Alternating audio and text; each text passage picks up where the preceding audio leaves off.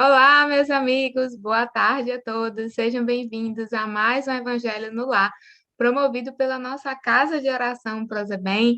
É muito bom contar com a participação de todos vocês aqui no Evangelho, os nossos amigos que estão aí no chat. Sejam todos muito bem-vindos, gratidão pela participação de vocês aqui.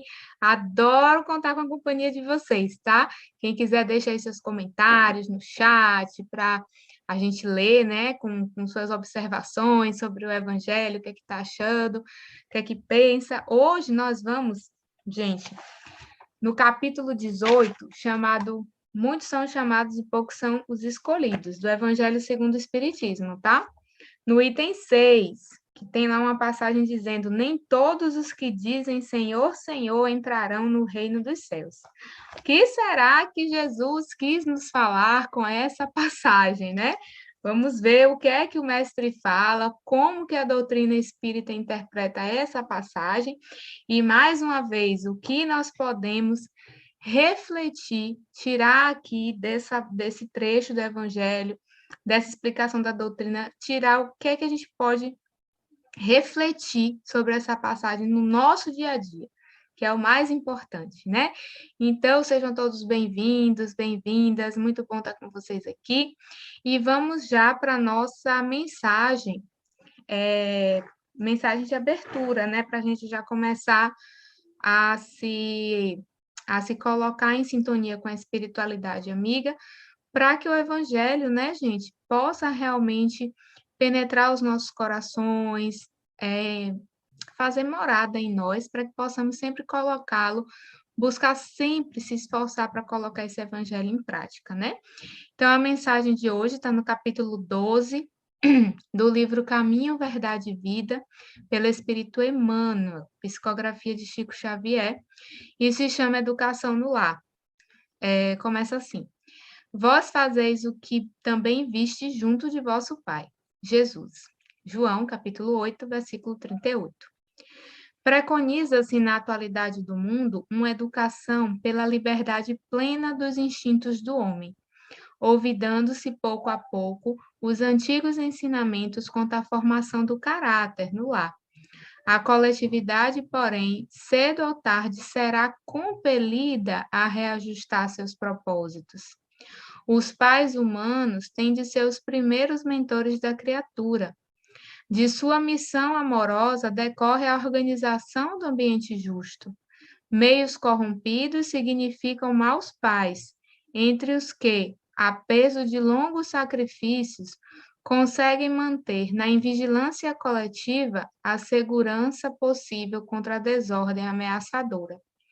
A tarefa doméstica nunca será uma válvula para gozos improdutivos, porque constitui trabalho e cooperação com Deus. O homem ou a mulher que desejam ao mesmo tempo ser pais e gozadores da vida terrestre estão cegos e terminarão seus loucos esforços, espiritualmente falando, na vala comum da inutilidade. Em vão se improvisarão sociólogos para substituir a educação no lar por sucedâneos abstrusos que envenenam a alma. Só um espírito que haja compreendido a paternidade de Deus, acima de tudo, consegue escapar à lei pela qual os filhos sempre imitarão os pais, ainda quando estes sejam perversos. Ouçamos a palavra do Cristo, e se tendes filhos na terra, guardai a declaração do Mestre como advertência. Como os pais são inspiração, né? São inspirações para os filhos. Então, a gente não pode, no mandato de mãe, de pai, achar que ele se coaduna, né? Esse mandato com a curtição dos prazeres terrenos, a liberdade em excesso, porque o problema está não na liberdade em si, mas nos abusos que decorrem no mau uso, né, dessa liberdade. Então, que a gente esteja muito atento à advertência do Cristo, quando tivermos principalmente em exercício da maternidade, da paternidade, porque somos exemplos para aqueles que estamos ali com aquela responsabilidade de educar, né? Então, fica essa advertência, uma advertência que serve para vários vários parâmetros no nosso dia a dia, somos exemplos para outras pessoas, mas em especial aqui para os pais, né? Para os pais que são realmente modelos aí, quando estão naquele caminho, naquela trajetória de educar os seus filhos, principalmente pelo exemplo, né? Então, vamos fazer a nossa prece, vamos elevar os nossos corações e os nossos pensamentos a Jesus. Senhor Jesus, Divino Mestre amado e amigo, mais uma vez nos reunimos para meditar um pouco o teu Evangelho. Agradecemos desde já a oportunidade de refletirmos um pouco mais sobre a mensagem divina. Rogamos que o Senhor derrame sobre nós os seus fluidos salutares, para que possamos, Senhor Jesus, bem compreender o teu Evangelho, para que ele possa fazer morada em nossos corações. Por isso, Senhor, te dedicamos esse evangelho e te pedimos, Senhor, fica conosco, não nos abandona, nos envolve hoje sempre com teu amor, com teu carinho, Mestre. Fica conosco hoje e sempre, que assim seja, graças a Deus. Bom, meus amigos, vamos, como eu falei a vocês, estudar essa passagem aqui do Evangelho que tem como título: Nem todos os que dizem Senhor, Senhor entrarão no reino dos céus. Então, eu vou começar lendo aqui o item 6, tá certo? Para quem estiver aí com o Evangelho, eu vou ler o item 6, o 7 e o 8. E aí a gente vai desenvolver o que é que a doutrina espírita traz para a gente sobre essa passagem, certo? Vamos lá, então. Nem todos que dizem Senhor, Senhor entrarão no reino dos céus. Apenas entrarão aqueles que fazem a vontade de meu Pai, que está nos céus. Muitos vão dizer: Senhor, Senhor, não profetizamos em seu nome, não expulsamos os demônios, e também não fizemos diversos milagres em seu nome? E então eu direi em voz alta: Afastem-se de mim, todos vocês que cometem atos de injustiça. Evangelho de São Mateus, capítulo 7, versículos 21 a 23. Item 7. Todo aquele que ouvir praticar as palavras que eu digo será comparado a um homem sábio que construiu a sua casa sobre a rocha. Quando a chuva veio e os rios transbordaram e os ventos sopraram, ela não caiu, pois foi construída sobre uma base firme. Mas todo aquele que ouvir e não praticar as palavras que eu digo, será como o homem insensato, que construiu a sua casa sobre a areia. Quando a chuva caiu e os rios transbordaram e os ventos sopraram, ela desmoronou, e foi grande o prejuízo do seu dono. Evangelho de São Mateus, capítulo 7, versículos 24 a 27, e Evangelho de Lucas, capítulo 6, versículos 46 a 49. Item 8. Aquele que violar os mandamentos e que ensinar os homens a violá-los, será considerado como o último do reino dos céus. Porém, aquele que seguir os mandamentos e ainda ensinar a outros, será o primeiro no reino dos céus. Evangelho de São Mateus, capítulo 5, versículo 19.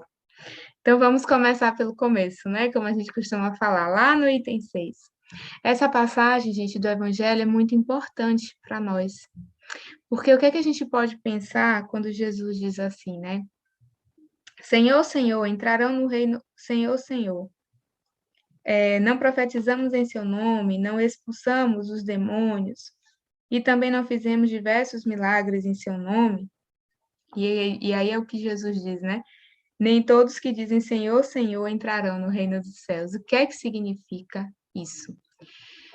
Minha gente, dizer Senhor, Senhor, aqui, como o mestre está colocando, segundo o Evangelho, quer dizer daquelas pessoas que falam, enfim, de Deus, estão aí tendo conhecimento do Evangelho, frequentam templos religiosos de uma forma ampla, né? E para nós espíritas, representa aqueles trabalhadores das casas espíritas, os médiuns, que são instrumentos dos espíritos, né, em favor da humanidade. Porém, apesar de todo esse conhecimento do Evangelho, de trabalharem, né, nas casas espíritas ou nos templos religiosos, Essas pessoas, elas não utilizam o evangelho em favor da sua transformação moral, da sua transformação como seres humanos. Então, são essas pessoas que ele está dizendo aqui, que falam Senhor, Senhor, e que não entrarão no reino dos céus. Por quê? Porque sabem, têm o conhecimento da mensagem divina, muitos sabem, mas pouco utiliza aquele conhecimento para se transformar. E aí é que a gente traz para a nossa vida. Quantos de nós, por exemplo, gente, frequentamos aí templos religiosos por anos, mas se nós analisarmos todo esse tempo que nós passamos naquele templo, naquela religião, qual foi a evolução moral que nós tivemos? Qual foi a melhora moral, a reforma íntima que nós fizemos? Quer dizer, aquele conhecimento que a gente aprendeu, e aí, independente de religião, tá? Mas claro que a gente está falando da doutrina espírita, né? Mas assim, de uma forma geral, tivemos o conhecimento do evangelho. E aí a gente tem que se perguntar, esse entendimento do evangelho fez com que a gente se tornasse pessoas menos egoístas, menos orgulhosas, menos vaidosas, ou será que nós ainda estamos naquela posição para termos o aplauso do mundo, para as pessoas acharem que nós somos muito boas, maravilhosas, porque frequentamos, né, um templo religioso, porque tá dando, enfim, tá na palestra, tá numa casa espírita, tá dando uma palestra, tá dando um passe, tá atuando numa mesa mediúnica. Eu estou fazendo isso, mas isso está me transformando de alguma forma? Está fazendo com que eu seja menos egoísta, menos orgulhosa, menos vaidosa, eu ainda estou nessa posição porque eu quero que os outros me vejam, me achem maravilhosa por eu estar lá trabalhando na casa espírita. Qual é a minha intenção? O quanto eu conhecer a doutrina, o evangelho de Jesus me transforma? Esse é o grande questionamento que nós precisamos fazer aqui, porque essas pessoas que falam Senhor, Senhor, representam também, tem essa parte, né? O que é que elas representam? Essa parte das pessoas que conhecem o Evangelho, mas não usam para se transformar, mas também representam, segundo orienta aqui o Evangelho segundo o Espiritismo, pessoas que oram, mas não oram de coração, ou oram pedindo as bênçãos de Deus, mas sem nada dar ali de contribuição em favor da obra do Pai, que a principal delas é a nossa transformação. Então, muitos de nós, assim, infelizmente, né, ainda agimos assim. Nós acreditamos, né, que nós somos verdadeiros cristãos. Nós já nos colocamos como os verdadeiros cristãos. Mas, em verdade, se a gente meditar direitinho, nós ainda não somos os verdadeiros cristãos. Nós estamos em processo de construção. E Jesus mostra para nós que trabalhar na seara do Pai, minha gente, exige muito mais do que praticar o mínimo no mundo, né? Porque o que a gente faz ainda é o mínimo, né? Mas para trabalhar na seara do Pai, é preciso muito mais. É preciso ir além desses deveres básicos que nós nos utilizamos para nos relacionarmos até em sociedade. É preciso que haja realmente uma mudança. E é aqui que a gente tem que se questionar: será que nós já mudamos? Será que nós já levamos o nosso espírito? Ou será que nós ainda cumprimos os nossos deveres de forma automática, como que cumprindo uma obrigação qualquer, né? Mas não com aquele intuito realmente de me transformar. Não é meu intuito. Meu intuito é cumprir um dever, uma obrigação automático. Será que quando eu oro, eu faço isso porque eu realmente sinto essa necessidade, eu preciso dessa oração para me conectar com o Pai, para eu me sentir renovada? Ou será que eu digo, não, eu oro por obrigação, sabe? Eu chego ali à noite e digo, nossa, mas eu não sinto essa vontade de orar, mas eu digo, nossa, mas eu tenho que parar aqui porque, né? eu tenho essa obrigação aqui poxa, antes de dormir eu tenho que orar. É que o negócio é ruim? Não, é um começo, mas ainda falta muito, sabe? Para a gente realmente alcançar essa transformação. Tem uma parte do Evangelho, inclusive, que fala sobre o dever, que ele diz assim, que o dever, gente, ele é o comecinho. Ele é o começo das coisas, sabe? Tipo assim, eu ainda não tenho o hábito de orar. Mas aí eu vou num templo religioso, na doutrina espírita, enfim, e aí eu sei que eu tenho que orar, né? Eu estudei lá no Evangelho, assisti a palestra, assisti a orientação, né? Que o facilitador, o palestrante deu, e aí eu sei que agora eu tenho que orar. E aí eu já trabalho aquilo primeiro como um dever. Eu começo primeiro como um dever. É um primeiro passo, tá? Esse dever, ele é o primeiro passo. E aí eu começo como uma obrigação. Aí eu acordo pela manhã e digo, opa, eu não orei, mas agora eu já sei que eu preciso, então eu vou orar. E aí eu faço aquela prece. Aí à noite eu já separo aquele horário e digo, não, agora eu vou orar. Só que com o tempo, é isso que eu estou dizendo, que aqui o Evangelho quer nos mostrar. O mínimo é uma obrigação. Isso aí é o que a gente faz por obrigação. Para se viver o evangelho realmente de Jesus, ser um verdadeiro cristão, a gente precisa ir um pouco mais além, certo? Então, a minha oração, por exemplo, ela não pode ser palavras apenas repetidas, sem verdade, sem entrega, só no automático. A gente precisa orar com o coração, com a alma, com o sentimento naquilo ali. Não precisa ter um horário ou um lugar específico.